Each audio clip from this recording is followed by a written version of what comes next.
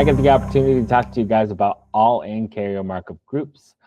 I'm going to jump right in for this. This is backed by popular demand. A lot of you guys have been asking for the ability to do an all-in markup on a quote rather than doing freight, fuel, and accessorial specific carrier markups.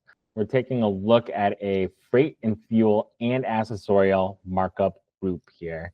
We've added that as an option, as well as freight and fuel as your markup type for an option. So if you guys are just doing freight and fuel, or you're doing freight, fuel, and accessorial, we have both of those options here within the carrier markup group.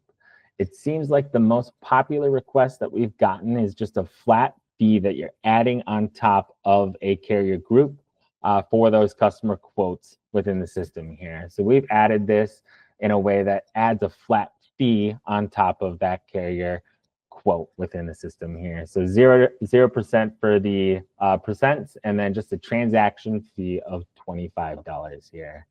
So let's jump into load so you guys can see how this works. If I jump in to the freight quote assistant here, we're going to get a $500 carrier quote coming back on this load. And what we do is we add that in.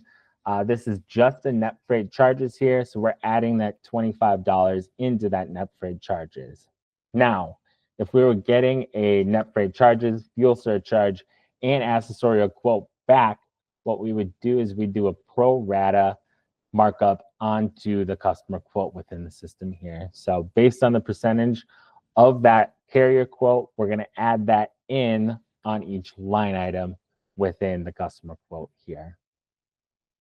Now, we're always going to look for the more granular option first. So if there is individual freight, fuel, or accessorial options, we're going to go with those ones first before we look to the freight, fuel, and accessorial options.